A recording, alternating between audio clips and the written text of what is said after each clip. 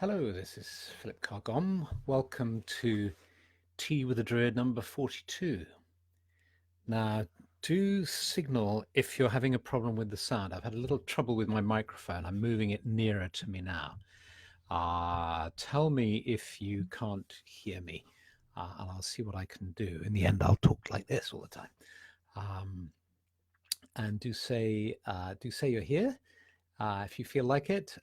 It's always lovely to see Jason and Ellie and Beth. That's lovely to see you arriving, and Melissa and Holly and Jules. Fantastic, fantastic.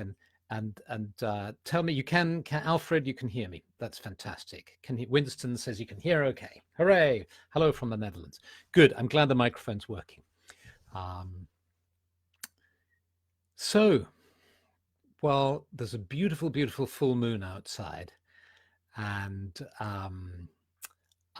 it's a very, very special time of year. I hope you enjoyed Steve. I think you did. Steve uh, gave the tea session last week. Stephanie and I were away, and I think you really enjoyed him. And he's promised to come back. He's a fantastic guy. One of the lovely things about Obod is the people really. And as Steve said, he's been in the order for 25 years. He now has a team of 50 mentors. So we have a group of 50 people all over the world who give of their time to advise and help people who are following the course in Druidry, usually through email, but sometimes through snail mail as well. And then Steve coordinates those 50 people and has two deputy coordinators as well. So a triad of 3 people coordinate 50 people. And it just works beautifully and it's lovely. And so thank you, Steve, for doing that. And I hope you will come back. 2 weeks ago, in the last tea session I did, I talked about the loving kindness meditation. And I said that I was going to try it every day and see how it worked. And I invited anybody to join me. I don't know whether you did or not, but I've certainly found it's made me softer. It started to soften me, which has felt very pleasant.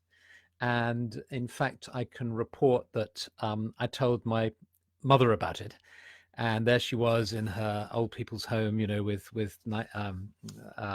nurses and so on around her. But we tried doing it together. I explained to her what the loving kindness meditation was, and I sort of adapted and made it a simpler version of it. She could keep going for about 5 minutes, and then she lost her focus and concentration. But it was lovely to do it with her, and I've done it twice actually already, and it certainly made it easier for me to make these visits to her, and just to sit with that soft, warm feeling of love. So let me know if you did try it out and how it's been for you.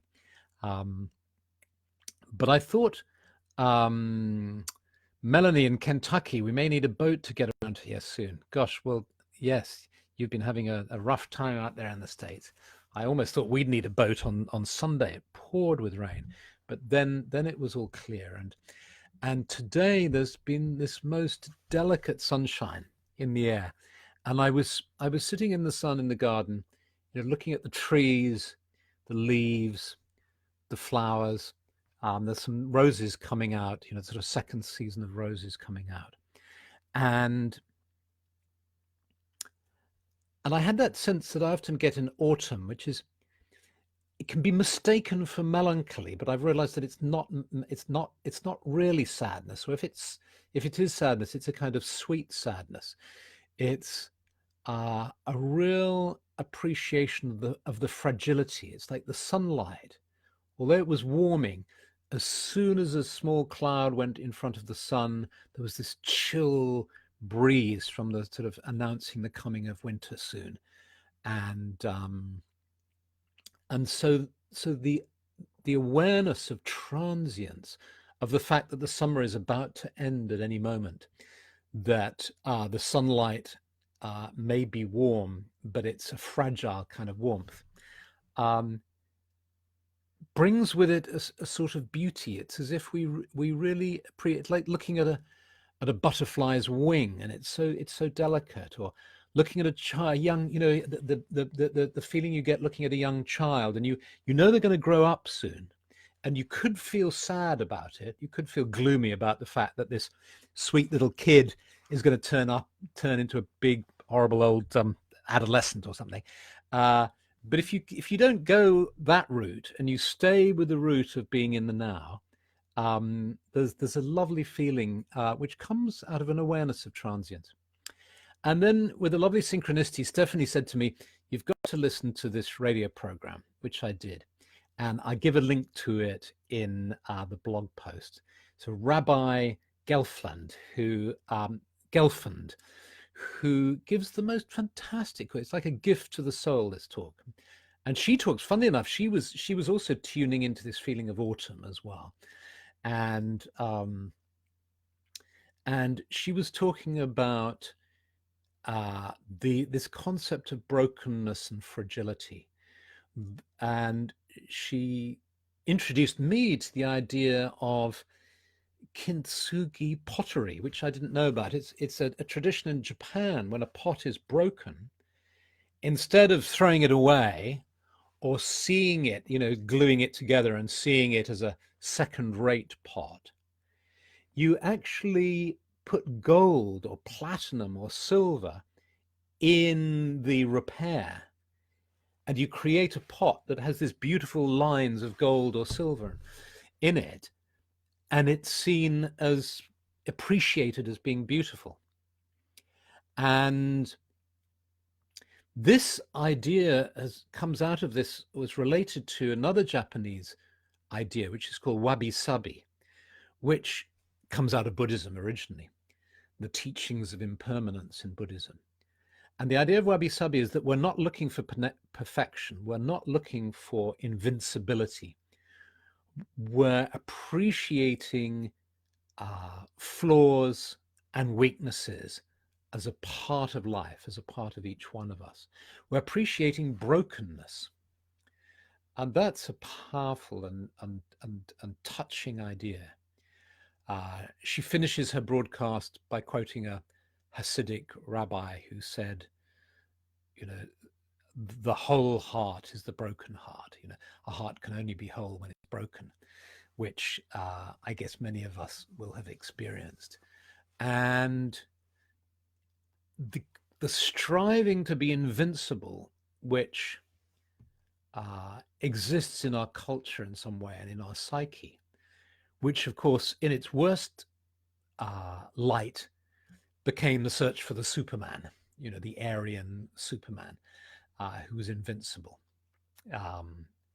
But in fact, the way of wabi-sabi, the way of kintsugi pottery, and I believe the way of Druidry as well, because I think these ideas come from an observation of nature and noticing that beauty is in the red leaves that fall that we know will decay, that the beauty in an old person's smile is somehow related to the fact that it won't be there for much longer. And so although the rabbi and now we're referencing Japanese ideas, I think they're coming out of a real connection to natural processes. And so do if you want to give your soul a gift, a present, do listen to the program. I hope you can, if you're not in the UK, I hope you can hear it. There's always this silly business of controlling territories. So if you can't, if the link doesn't work, I apologize. If you're in the UK, it certainly will work. If you're outside, maybe not. But it's really, really very touching. And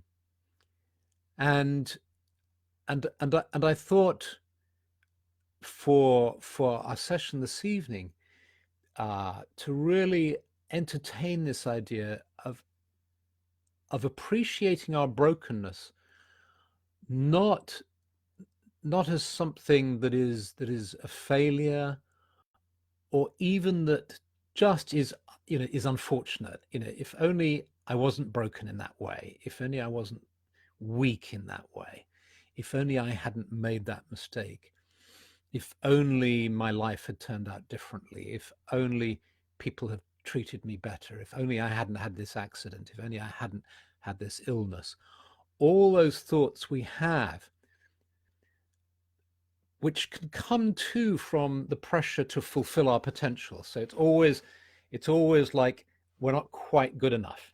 You know, the classic school, I don't know if you got those school reports, but I used to get them. You know, Philip has so much potential, but he doesn't try hard enough, you know, and I think probably all schools say that about kids, you know, or they used to, certainly.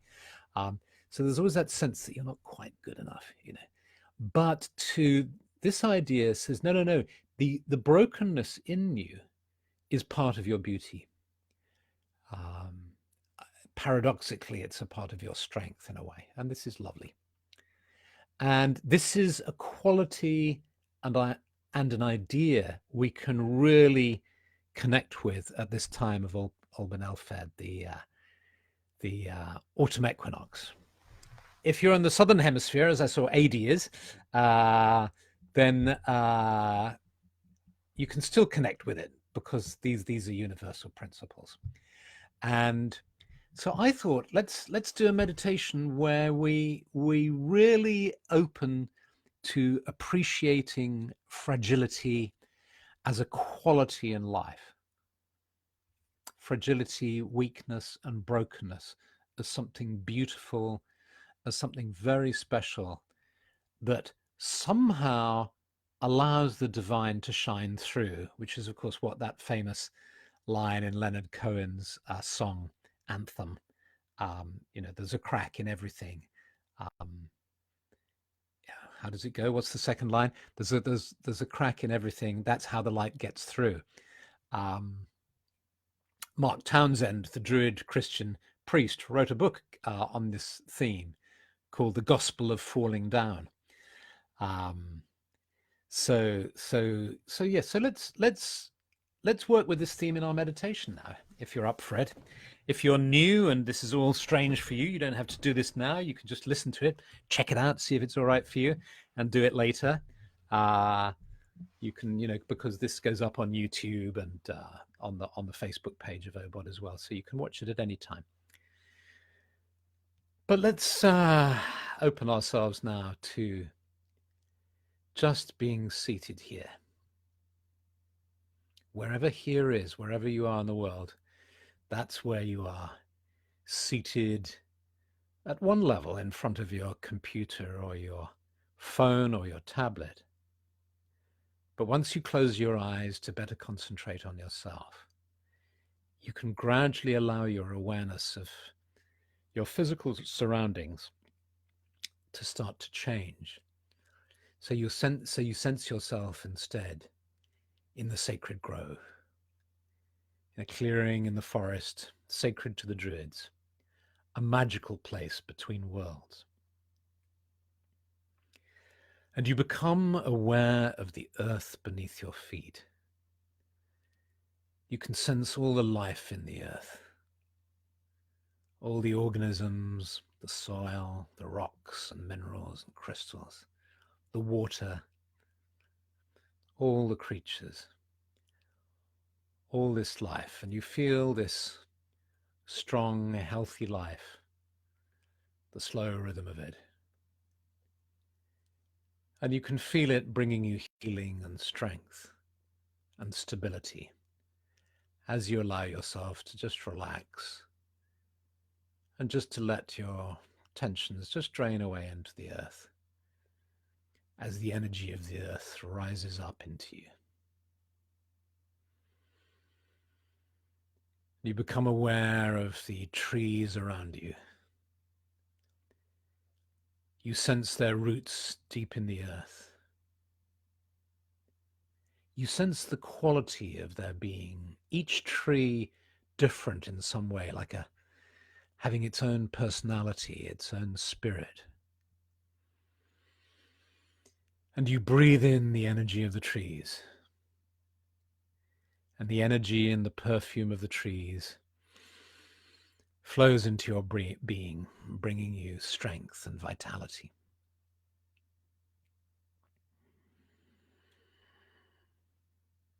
And you become aware of the sky above. The moon is rising. There's a beautiful full moon rising in the night sky.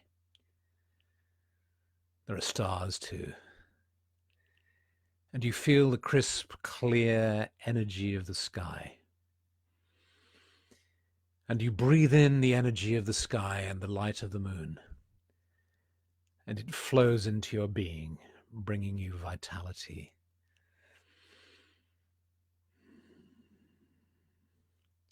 And the energy of the sky meets the energy of the earth within the center of your being.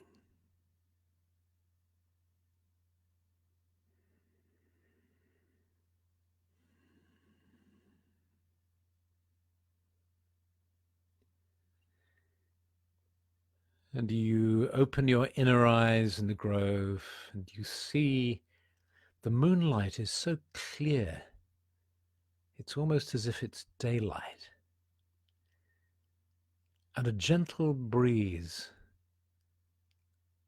passes through your grove, and one leaf begins to spiral down from a branch high above you. And you see this leaf spiraling down. And as it does, you watch it fall. It falls to the ground. And you see the leaf lying there.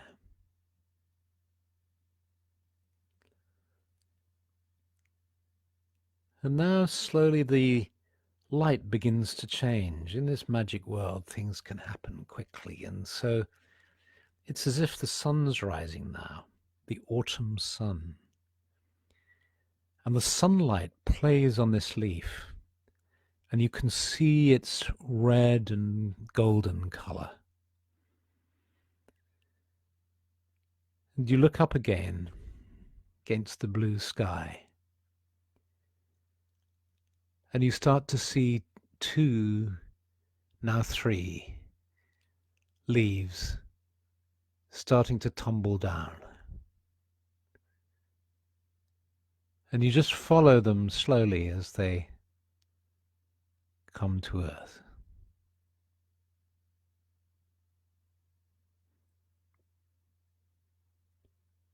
And you look at them on the ground and you see their color and you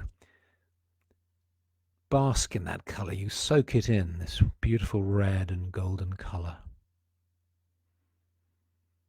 And you know these leaves will soon rot into the soil, will soon change until they become beautiful skeleton leaves, and then those skeletons will just melt into the soil to provide food for the trees growing around, for the insects, the worms. But for now they lie there. And now a breeze travels through the grove again, and you see a whole cascade of golden leaves come tumbling down. And you move into the center of your grove. You stand in the center of your grove, and you open your arms out wide. And you look up into the blue sky, and you allow these golden leaves to tumble down. And you feel them like drops of golden light falling around you, some of them brushing against your skin as they fall to the ground.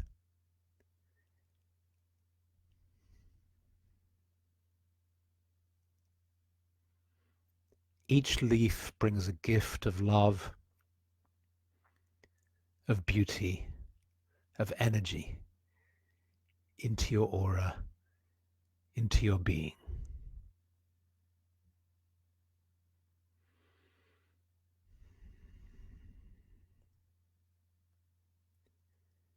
And you bend down now and you pick up a handful of these leaves and you hold them to your nose, you smell them, and you smell that autumn smell.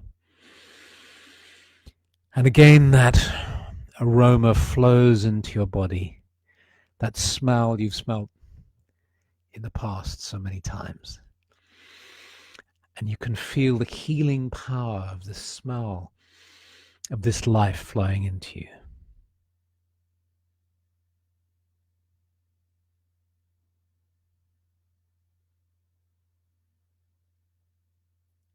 And you now kneel on the ground and you place the palms of your hands on the ground. And you ask for a blessing on the land, a blessing on the earth, a blessing on this sacred place.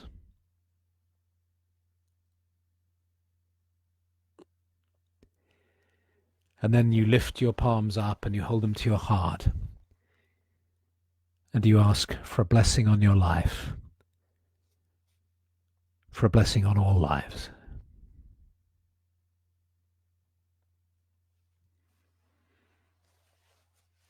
And then you step back to find your place in the grove. You sit down in the grove and you become aware of your companions, a circle of like-minded friends and companions seated in meditation. And you sense the quiet beauty and harmony of this circle.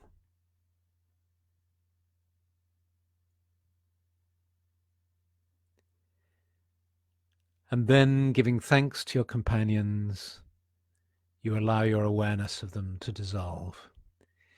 Giving thanks to the trees around you, the earth beneath you, and the sky above you. Gradually, your awareness of the sacred grove begins to fade as your awareness of being seated here in this room, facing your computer or your tablet or your phone, as that grows stronger. And you become fully present, fully aware of being seated in front of your computer or tablet or phone. You take in a deep breath, and when you feel ready, you stretch your fingers and toes, and you open your eyes.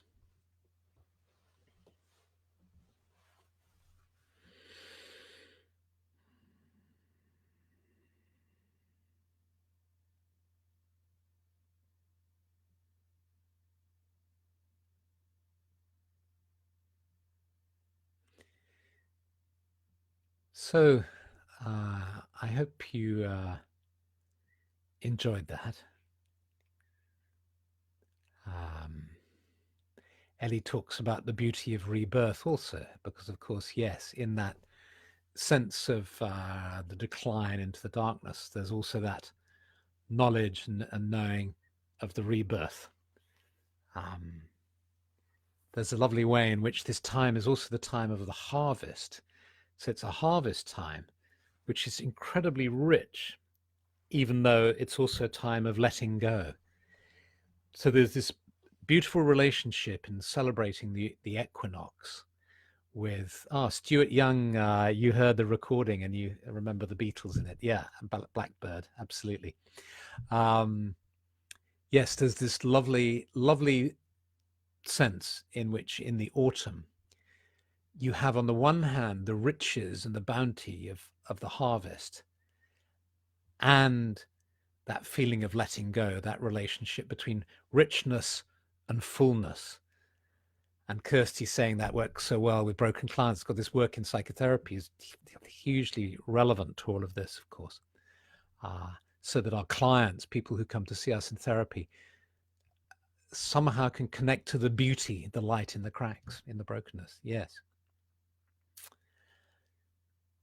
So thank you for existing. Thank you for being. Thank you for being here. Thank you for those of you who bought a copy of The Winged Psyche, which is a book that I received. I mean, that was an example. You know, I made a separate video about this, The Winged Psyche, and it all started in the spring, where I became aware of a being close to me, and I decided to have a conversation, and it's being felt angelic. It felt really beautiful, and fragile at the same time. The awareness itself was fragile. I could have easily dismissed it as some kind of fantasy in my head, but it felt really real, like there was a person 10, 20 feet away. And I decided to sit quietly and have a conversation with them, and that the conversation resulted in a little book called The Winged Psyche, which I hope you enjoy if you have a copy. So lots of love, and have a wonderful, wonderful week. May every day be blessed. May the autumn here in the Northern Hemisphere bring you many fruits. And in the summer, in the Southern Hemisphere, may your days, as you start to enter the longer days and the time of the spring equinox, may every day bring you strength and vitality and joy. Okay. And see you next week. Okay. Bye.